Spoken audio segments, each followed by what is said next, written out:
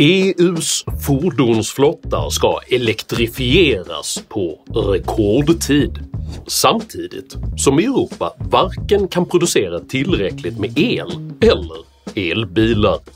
Vad blir konsekvensen av att bilister tvingas överge traditionella fordon innan realistiska alternativ finns på plats? Kan den europeiska bilindustrin överhuvudtaget överleva EUs gröna omställning? Och vem vinner egentligen på Europas idealistiska klimatpolitik? Dessa frågor tar jag upp i veckans video om nyttig grön idioti. Jag har inga gröna subventioner och är därför helt beroende av ditt frivilliga stöd. Gillar du mina filmer så hjälper du mig därför att kunna fortsätta göra dem om du stöttar mig via något av betalningsalternativen här nedanför. Så ett stort tack till alla de av er som bidrar. För idag talar jag om klimat, konkurrens och om Kina. Häng med!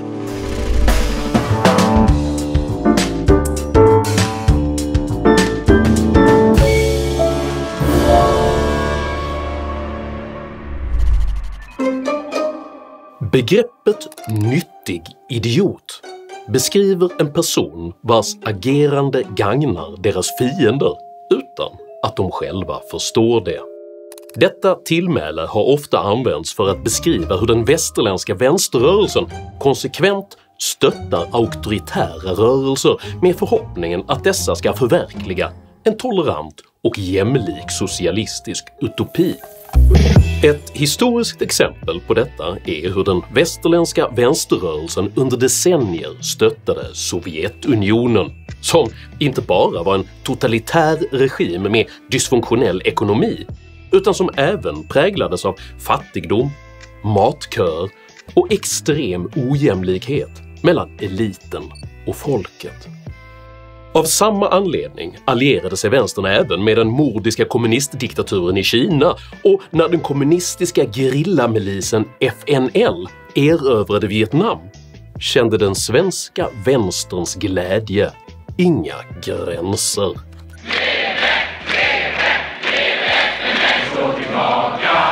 Vi går mot seger och USA fördrivs från söderns land.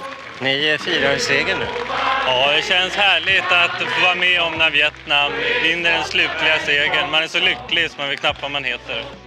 Det är lätt att få intrycket att dessa personer medvetet spred kommunistisk propaganda. Men i själva verket rörde det sig om godtrogna socialister som på helt eget bevåg sprang Stalins och ordförande Maos propagandaärenden utan att förstå vilka krafter de egentligen gynnade. I takt med att de socialistiska ländernas förtryck blev allt tydligare övergav den svenska vänstern gradvis sina krav på planekonomi och övergick istället till klimatkamp.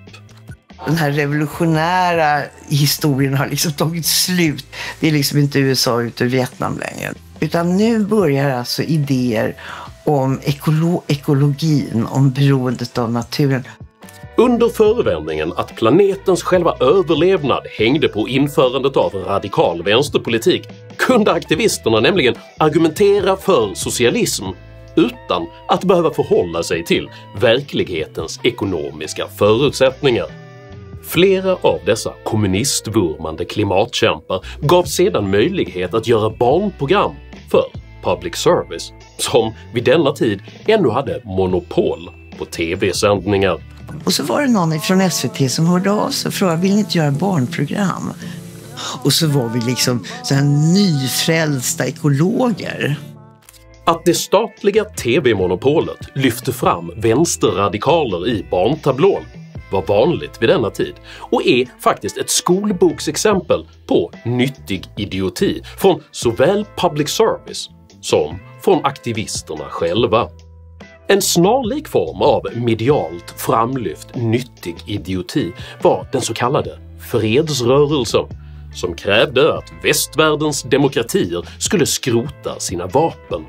Detta med förhoppningen att Sovjetunionen och Kina skulle följa deras goda exempel. Om nedrustning på detta sätt verkligen hade varit en realistisk möjlighet hade det naturligtvis varit utmärkt. Men när man försvagar sig själv, till exempel genom att skrota alla sina vapen, är det betydligt mer sannolikt att en fientligt sinnad omvärld väljer att utnyttja ens svaghet istället för att även försvaga sig själv. Genom denna typ av självförsvagande stärks istället de skrupelfria odemokratiska krafterna på den toleranta liberala demokratins bekostnad. På exakt samma sätt hoppas dagens klimataktivister att om Europa bara minskar sina utsläpp så kommer resten av världen att följa efter. Det finns dock ingenting som tyder på att detta skulle vara sant. Tvärtom försvagar EUs radikala omställningspolitik Europas demokratier både ekonomiskt och infrastrukturellt, samtidigt som det totalitära Kina jublar över att de serveras ett sådant övertag av Europas nyttiga gröna idioter.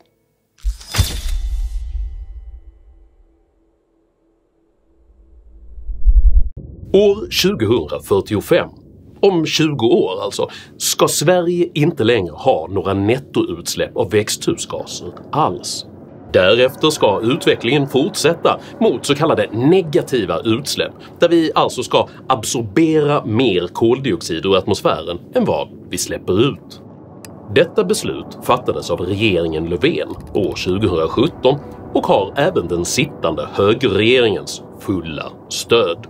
Jag vill vara tydlig med att de svenska klimatmålen ska nås och Sverige ska klara av sina åtaganden gentemot EU. Även EU har nämligen satt upp ambitiösa klimatmål.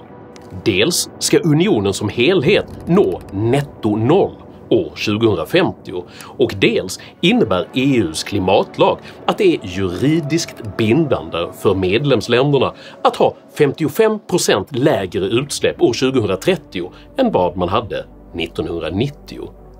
Dessa mål kräver en radikal omställning av hela samhället.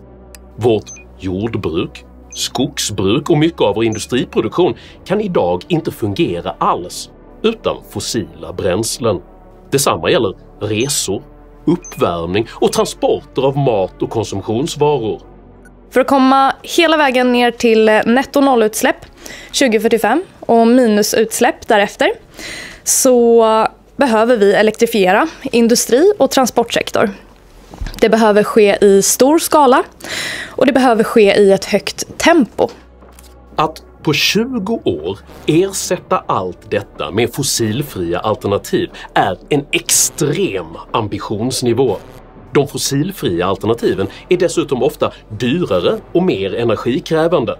Men ändå påstår politiker att den gröna omställningen kan genomföras utan negativa ekonomiska konsekvenser. The European Green Deal is on one hand about cutting emissions, but on the other hand about creating jobs and boosting innovation. En lyckad omställning det leder till ökad tillväxt och ökad trygghet. Alltså om vi ser på den våg av investeringar som sköljer över Sverige nu med batterifabriker i norr men också i Västsverige. Det är helt fantastiskt. Hela världen ska göra klimatomställningen och de länderna som går längst fram, de kommer också att skörda frukterna. Vi späker oss inte. Vi kommer att bada i guld när vi gör den här klimatomställningen. Detta är en utopi. Att kräva att hela Europas industri, fordonsflotta och byggnadsbestånd ska elektrifieras samtidigt som man avvecklar Europas planerbara baskraft är nämligen en ekvation som är helt omöjlig. Om EUs klimatpolitik genomförs i sin nuvarande form kommer medborgarnas rörelsefrihet att utplånas. Miljontals arbetstillfällen kommer att gå förlorade. Hela kontinenten kommer att bli fattigare Och vi riskerar dessutom Europas nationella säkerhet eftersom kinesiska och ryska intressen gagnas av Europas nyttiga gröna idioter.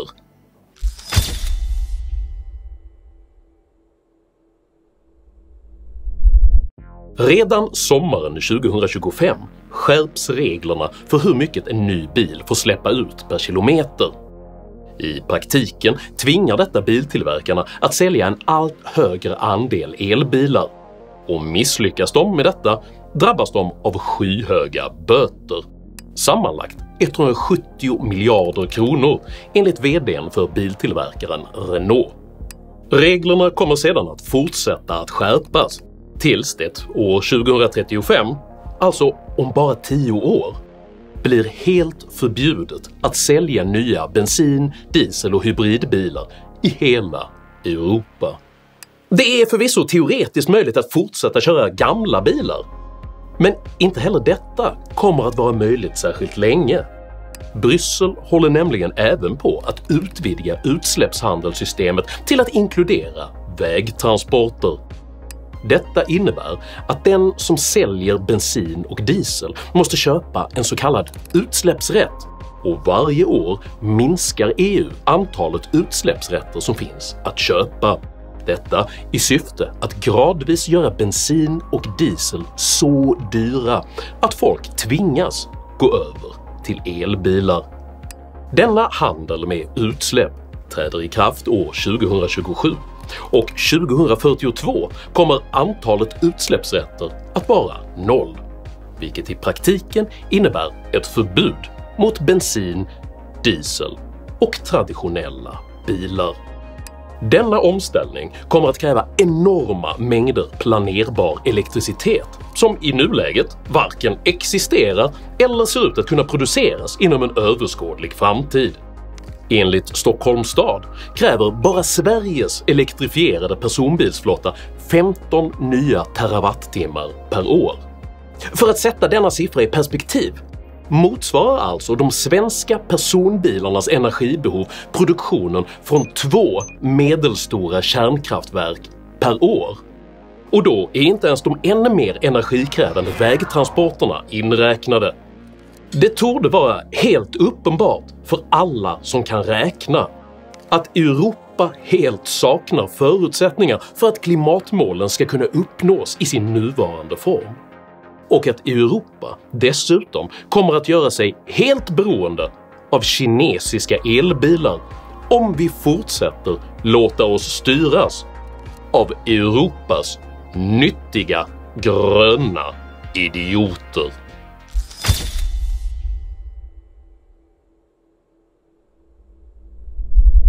Elbilar kräver avsevärt fler och mer dyrbara metaller än vad traditionella bilar gör, och majoriteten av dessa råvaror kontrolleras av Kina. Till exempel finns över 60% av världens sällsynta jordartsmetaller i Kina.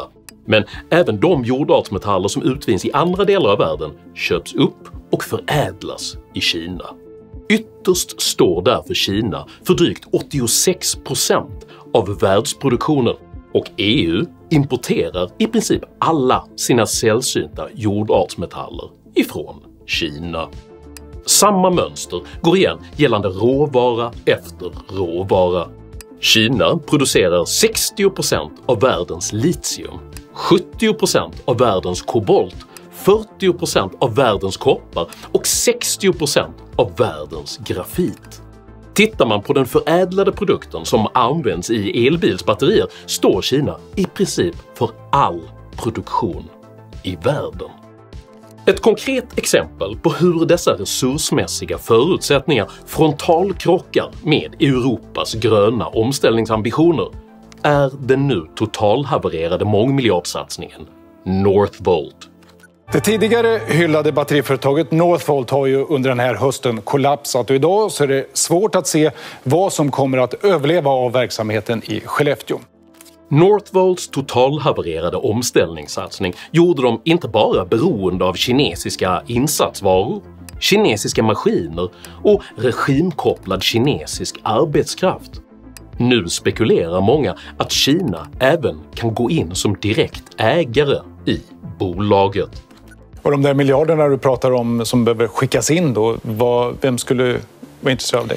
Även kinesiska batteritillverkare. Här om veckan så kom det ett besked att CATL, världens största tillverkare kinesisk, ska bygga en fabrik i Spanien. Så frågan är vad finns det för fördel att skaffa sig en fabrik här uppe i Sverige då? Man finns ju redan inom EU. Ja, kanske finns många andra kinesiska batteritillverkare och någon som kanske då ser en tillgång nära till billig grön el. Man är inom EU, man har någonting att börja bygga på, ett skal i alla fall att ta hand om. Sanningen är att Europa i stor utsträckning saknar de resursmässiga förutsättningarna för att kunna bygga konkurrenskraftiga elbilar alls. Samtidigt stärker Kina sin dominans över både batteritillverkning och över den elbilsmarknad som EUs politiker är på väg att göra hela Europa beroende av. Faktum är att Kina bara de 3 senaste åren har gått från 3 till 20% av hela den europeiska fordonsmarknaden, vilket beror på att man äger både naturresurser och leveranskedjor för att kunna tillverka elbilar till låg kostnad. China has become able to actually produce cars themselves, same quality, lower prices. China is clearly run ahead when it comes to electric vehicles. Enligt Tesla-grundaren Elon Musk hotar de kinesiska biltillverkarna att rasera de flesta andra biltillverkare i världen. The Chinese car companies are the most competitive car companies in the world. Frankly, I think if there are not trade barriers established, they will pretty much demolish most other car companies in the world. Europas biltillverkare kommer helt enkelt inte att kunna överleva Kinas konkurrens när EUs politiker tvingar igenom sin rekordsnabba omställningsplan. Faktum är att kontinentens största bilmärke Volkswagen redan nu varnar för att man kan tvingas avskeda 30 000 anställda och man stänger nu för första gången i bolagets historia sina fabriker.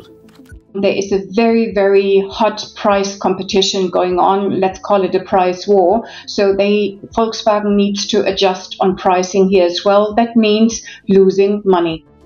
Genom att stegvis förbjuda Europas världsledande traditionella bilindustri håller EU på att tvinga över europeiska konsumenter till en marknad där Kina är helt dominant. Och om detta genomförs som planerat kommer konsekvenserna för Europa att bli katastrofala. Drygt 2,4 miljoner människor arbetar i Europas traditionella bilindustri. Och i Sverige står bilindustrin för hela 15% av landets industriproduktion. Totalt sett utgör bilindustrin över 7% av EUs totala BNP. För att förstå hur mycket detta faktiskt är kan man jämföra det med finanskrisen 2008 och pandemiåret 2020, då Europas BNP sjönk med ungefär 5 respektive 6%. Så när BMWs VD varnar för att förbudet mot konventionella bilar från 2035 inte är realistiskt och behöver omvärderas, så är detta en varning man bör ta på allvar. I 11:e timmen försöker EU nu åtgärda detta konkurrensproblem genom att införa tullar mot Kina på upp till 35%, alltså utöver standardtullen på 10%. Men detta löser inte grundproblemet, nämligen att råvarusituationen gör det praktiskt taget omöjligt för Europa att bygga några egna elbilar alls. Den krassa realiteten är att EUs halsbrytande gröna omställning innebär att EUs hela transportsektor görs beroende av det totalitära Kinas smutsiga industri. Allt tack vare Europas nyttiga gröna idioter.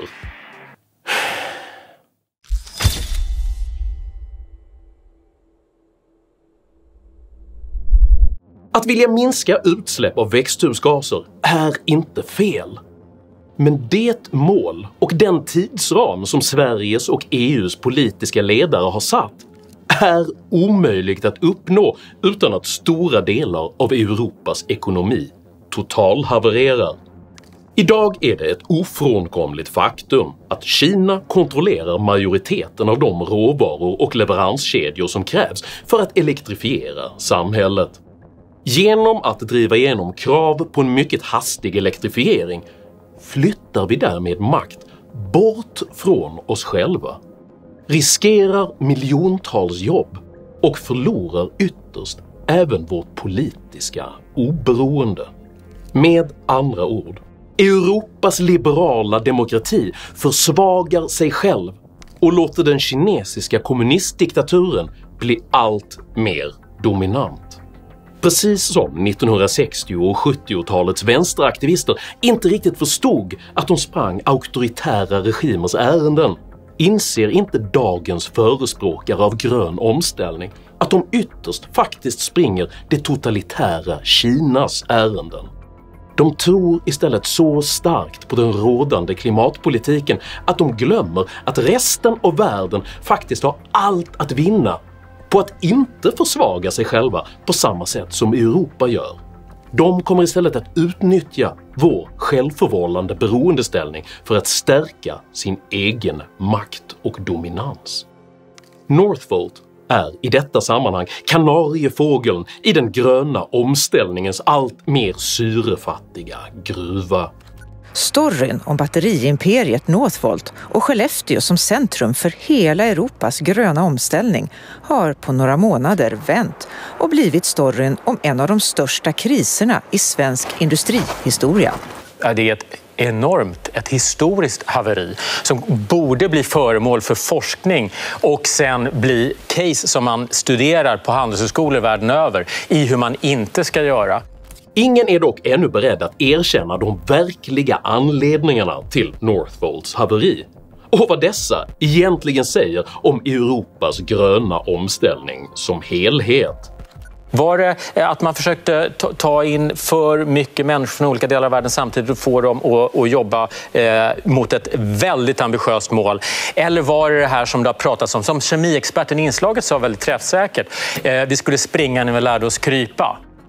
För nej, det var varken arbetskraften eller tempot som sänkte Northvolt.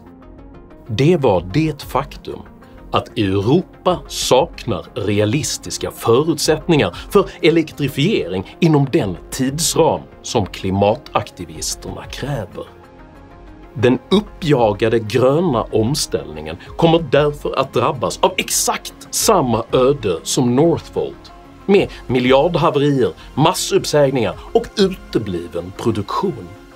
För lika lite som Europa kan elektrifieras utan elproduktion kan européerna köra elbil utan bilproduktion. Och den som vägrar att erkänna detta faktum är oundvikligen det totalitära Kinas nyttiga gröna idiot. Om du uppskattade innehållet i denna video så hjälper det mycket om du delar den med dina vänner och kanske till och med stöttar mitt arbete via något av betalningsalternativen här nedanför. Dela även gärna med dig av dina egna åsikter och erfarenheter i kommentarsfältet här nedanför, men jag ber dig att alltid vara artig. Jag accepterar inte aggression, personpåhopp eller rasism i mina idédrivna kommentarsfält. Tack för att du som kommenterar respekterar detta. Jag heter Henrik Jönsson och jag anser att Europa förtjänar bättre politiker än Kinas nyttiga gröna idioter. Tack för mig och tack för att du har lyssnat.